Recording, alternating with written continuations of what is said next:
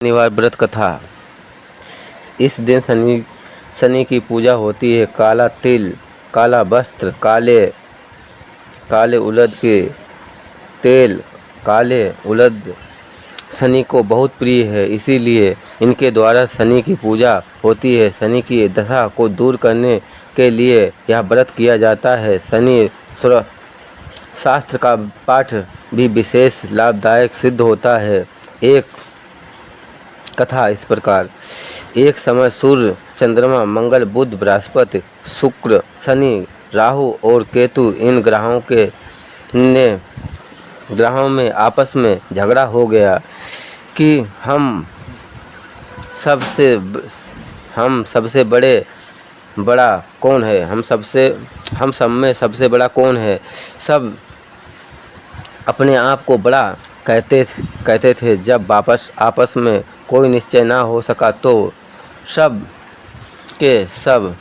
आपस में झगड़ते हुए इंद्र के पास गए और कहने लगे कि आप सब देवताओं के राजा हो, इसीलिए आप हमारा न्याय करके बताओ कि हम नवग्रहों में सबसे बड़ा कौन है। राजा इंद्र इनका प्रश्न सुनकर घबरा गए और कहने लगे कि मुझ में यह सामर्थ्य नहीं है जो किसी को बड़ा या छोटा बताऊं। मैं आपके मुख से अपने मुख से कुछ नहीं कह सकता। हाँ, एक उपाय हो सकता है। इस समय पृथ्वी पर राजा विक्रमादित्य दूसरों के दुखों का निवारण करने वाले हैं, इसीलिए तुम सब मिलकर उन्हें के पास जाओ, वहीं तुम्हारे दुख का निवारण करेंगे। ऐसा वचन सुनकर सभी ग्रह देवता चलकर भूलोक में राजा विक्रमादित्य की सभा में जाकर उपस्थित हुए और अपना प्रश्न राजा के सामने रखा। राजा उनकी बात सुनकर बड़ी चिंता में पड़ गए कि मैं अपने मुख से किसको बड़ा और किसको छोटा बताऊं। जिसको छोटा बताऊंगा वही क्रोध करेगा, परंतु उनका झगड़ा निपटाने के लिए एक उपाय सोचा। उन्होंने सोना, चांदी, कांसा, पीतल, सीसा, रंगा, अजस्ता, अभद्र और लोहे नव धातुओं के 9 आसन बनवाए। सब आसनों को क्रम से जैसे सोना सबसे पहले और लोहा सबसे पीछे बिछाए तथा इसके पश्चात राजा ने सब ग्रहों से कहा कि आप सब अपने अपने सिंहासनों पर बैठिए। जिनका आसन सबसे आगे वह सबसे बड़ा है और उसका आसन सबसे पीछे वह छोटा जानिए, क्योंकि लोहा सबसे पीछे था और यह शनिदेव का आसन था। इसीलिए शनिदेव ने समझ लिया कि राजा ने मुझको सबसे छोटा बना दिया है। इस पर शनि को बड़ा क्रोध आया और कहा कि राजा, तू मेरे प्रकोप को नहीं जानता। सूर्य एक राशि पर 1 महीने, चंद्रमा 2.25 महीना और 2.25 महीना 2 दिन, मंगल 1.5 महीना, बृहस्पति 13 महीना, बुध और शुक्र 1 महीने। परंतु बड़े देवताओं को भी मैंने भीषण दुख दिया है। राजन सुनो, राम जी को साढ़े साथी आई और वनवास हो गया और रावण पर आई तो राम और लक्ष्मण ने सेना लेकर लंका पर चढ़ाई कर दी, रावण के कुल का नाश कर दिया। हे राजा, अब तुम सावधान रहना। राजा कहने लगा, जो कुछ भाग्य में होगा देखा जाएगा। उसके बाद अन्य को प्रसन्नता के साथ चले गए, परंतु शनिदेव बड़े क्रोध के साथ वहाँ अरे कुछ काल व्यतीत हो जाने पर जब राजा पर साढ़े साथी की दशा आई तो शनिदेव घोड़े के सौदागर बनकर अपने सुंदर घोड़े के सहित राजा के राजधानी में आए। जब राजा ने सौदागर को अच्छे अच्छे घोड़े खरीदने की आज्ञा दे दी, अश्वपाल और उनका मूल्य सुनकर चकित हो गया और परंतु ही राजा को खबर दी। तुरंत ही राजा को खबर दी। राजा उन घोड़ों को देखकर बड़ा अच्छा सा घोड़ा चुनकर सवारी के लिए चढ़ा। राजा के घोड़े की पीठ पर चढ़ते ही घोड़ा जोर से भागा। घोड़ा बहुत दूर एक बड़े जंगल में जाकर राजा को छोड़कर अंतर्धान हो गया। इसके बाद राजा अकेला जंगल में भटकता फिरता रहा। बहुत देर के पश्चात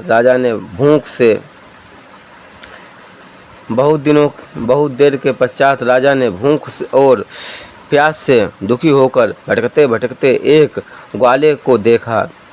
ग्वाले ने राजा को प्यास से व्याकुल देखकर पानी पिलाया। राजा ग्वाले को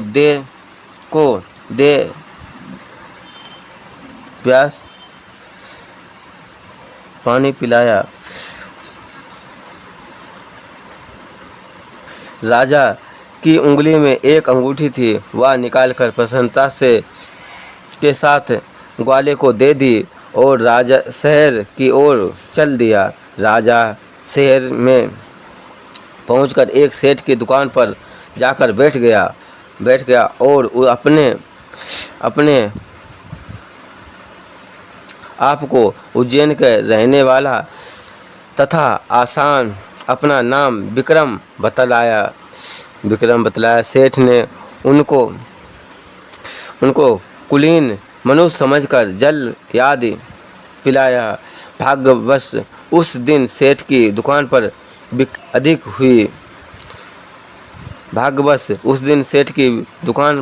बिक्री बहुत अधिक हुई। तब सेठ उनको भाग्यवश पुरुष समझकर भोजन कराने के लिए अपने साथ ले गया। भोजन कराते समय राजा ने चर की बात देखी। खूंटी पर हार लटक रहा था और वह खूंटी उस हार को निगल रही थी।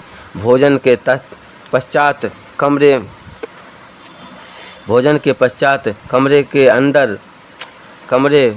में आने पर जब सेठ को कमरे में हार ना मिला तो उसने यही निश्चय किया कि सिवाय विक्रम के और कोई इस कमरे में नहीं आया, अतः अवश्य इसी ने हार चोरी किया है। परंतु विक्रम ने हार लेने से मना कर दिया। इस पर 5-7 आदमी इकट्ठे होकर उसको फौजदार के पास लाए। फौजदार ने उसको राजा के सामने उपस्थित कर दिया और कहा कि यह आदमी तो भला प्रतीत होता है, चोर मालूम नहीं होता, परंतु सेठ का कहना है कि इसके सिवाय और कोई घर में आया ही नहीं। आश्चर्य, अवश्य ही इसी ने चोरी की है। तब राजा ने आज्ञा दे दी कि इसके हाथ पैर काट कर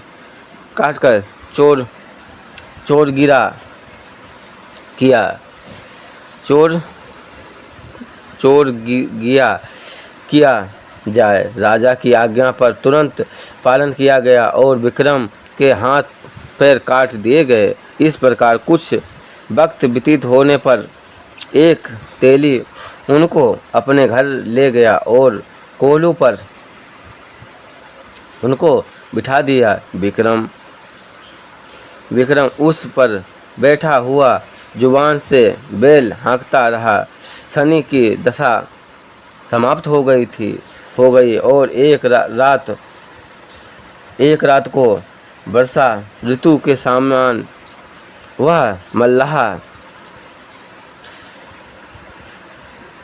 बेल हाँकता रहा। शनि की दशा समाप्त हो गई और एक रात को वर्षा ऋतु के समान समय वह मल्लाह राग गाने लगा। उसका गाना सुनकर उस नगर शहर में राजा की कन्या उस राग पर मोहित हो गई और उस दासी को बुलाकर दासी को खबर लेने को भेज दिया। शहर में कौन गा रहा है। दासी सारे शहर में फिरती क्या देखती है कि तेली के घर से चोर गिरा राग गा रहा है। दासी ने महल में जाकर राजकुमारी को बताया, सब बर्ताव सुना दिया। बस उसी क्षण राजकुमारी ने अपने मन में यह प्रण कर लिया, चाहे कुछ हो, मैं इस चोर गिरा के साथ विवाह करूंगी। प्रातःकाल होते ही जब दासी ने राजकुमारी को जगाना चाहा तो राजकुमारी ने अनशन व्रत लेकर पड़ी रही। तब दासी ने रानी के पास जाकर राजकुमारी के ना उठने का वृतांत कहा। रानी ने तुरंत ही वहां आकर राजकुमारी को जगाया और उसके दुखों का कारण पूछा तो राजकुमारी ने कहा कि माताजी, मैंने एक प्रण लिया है कि मैं तेली के घर में जो चोर गया है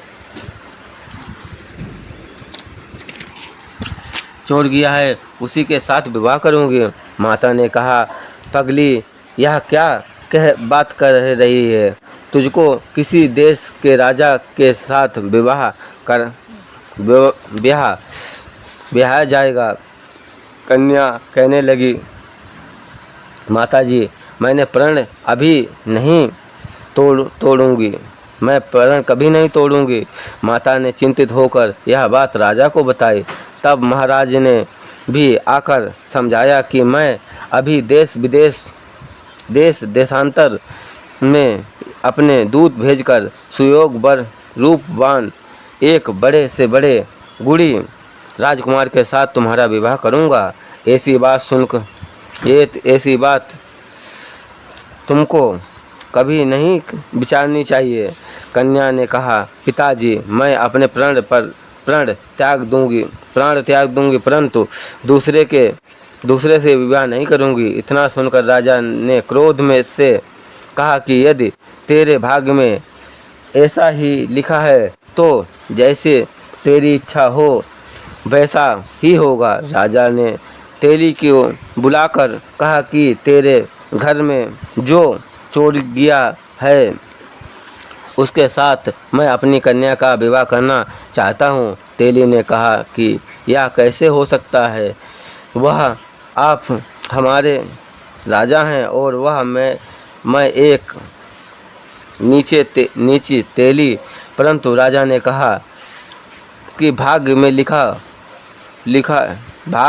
लिख को कोई टाल नहीं सकता। अपने घर जाकर विवाह की तैयारी करो। राजा ने इसी समय तोरण और बंदबार लगवाकर अपनी राजकुमारी का विवाह चोर गया बने विक्रमादित्य के साथ कर दिया। रात्रि को जब विक्रमादित्य और राजकुमारी महल में सोए तो आधी रात के समय शनिदेव विक्रमादित्य को स्वप्न दिया कि राजा, कहो मुझको छोटा बनाकर तुम्हें कितना दुख उठाया। राजा ने कहा, राजा ने क्षमा मांगी और शनिदेव से प्रसन्न होकर विक्रमादित्य पैर दिए तथा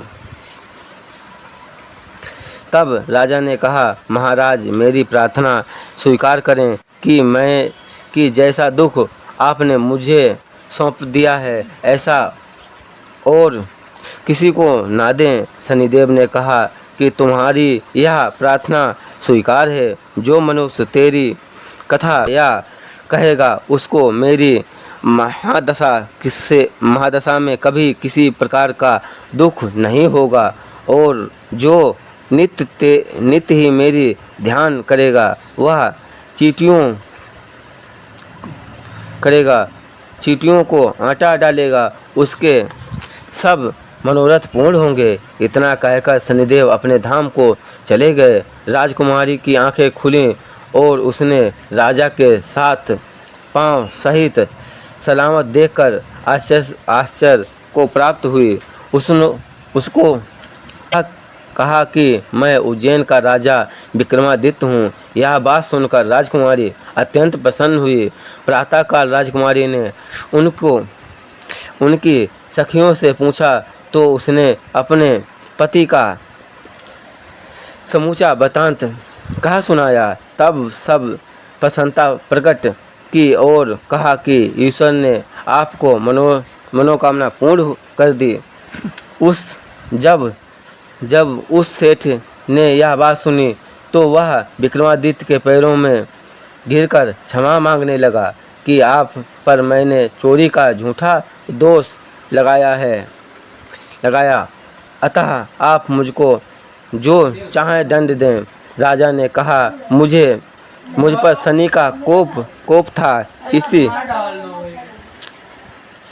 इस कारण यह सब दुख मुझको प्राप्त हुआ। इसके तुरंत इसमें तुम्हारा कोई दोष नहीं है। तुम अपने घर जाकर अपना कार्य करो। सेठ बोला कि मुझे तभी शांति मिलेगी जब आप मेरे घर चलकर प्रीति पूर्वक भोजन करें, जबकि मर्जी हो वैसा ही करें। सेठ ने अपने घर जाकर अपने प्रकार के स्वादिष्ट भोजन बनवाए और राजा विक्रमादित्य को प्रति भोज के लिए स्वादिष्ट भोजन बनवाए और राजा विक्रमादित्य को प्रतिभोज दिया। जिस समय विक्रमादित्य भोजन कर रहे थे सबको दिखाई दी जो खूंटी पहले हार निगल गई थी वह अब हार उगल रही है। जब भोजन समाप्त हो गया तो सेठ ने हाथ जोड़कर बहुत सी मोहरें राजा को भेंट की और कहा कि मेरे श्री कंवर नामक एक कन्या है, उसका पाणी ग्रहण आप स्वीकार करें। इसके बाद सेठ ने अपनी कन्या का विवाह राजा के साथ कर दिया और बहुत सा धन दहेज आदि दिया। इस प्रकार कुछ दिनों तक वह निवास करने के पश्चात विक्रमादित्य ने अपने शहर के राजा से कहा कि आप मेरी उज्जैन जाने की इच्छा है। फिर कुछ दिनों के बाद विदा लेकर राजकुमारी अपनी सेठ की कन्या सिकवर तथा दोनों जगह से दहेज में प्राप्त अनेक दास दासियां रथ और पालिकाओं सहित विक्रमादित्य उज्जैन की तरफ चले। जब शहर में निकट पहुँचे और पूर्ववासियों ने राजा के आने का संवाद सुना तो समस्त उज्जैन की प्रजा अगवानी के लिए आई। तब बड़ी प्रसन्नता के साथ अपने महल में पधारे।